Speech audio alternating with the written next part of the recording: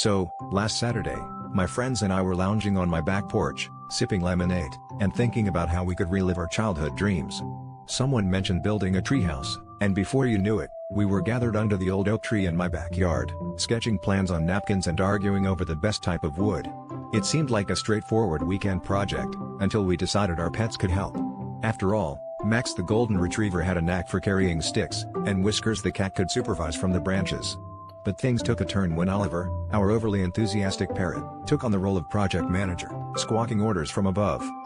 Pretty soon, we realized that Max's idea of helping was burying most of the materials in the yard, and Whiskers was more interested in napping on the plans than reviewing them. Oliver, on the other hand, was thriving in his new position, wearing a tiny hard hat and shouting more nails at the top of his lungs, which got us more than a few concerned looks from the neighbors.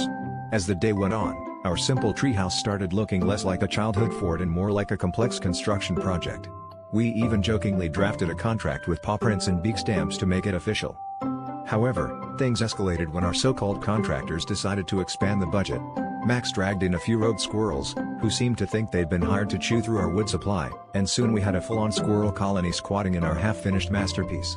That's when Oliver, perhaps too deeply into his managerial role, declared a squirrel eviction, leading us to the bizarre situation of attempting to serve an eviction notice to a group of squirrels who, frankly, looked ready to countersue. After a long day of failed negotiations with our new furry tenants, we were exhausted. We sat back to admire our towering wooden monstrosity, now buzzing with squirrel activity.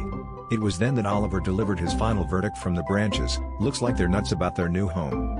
And with that, we all realized that perhaps the real construction project was the friends and foes we made along the way.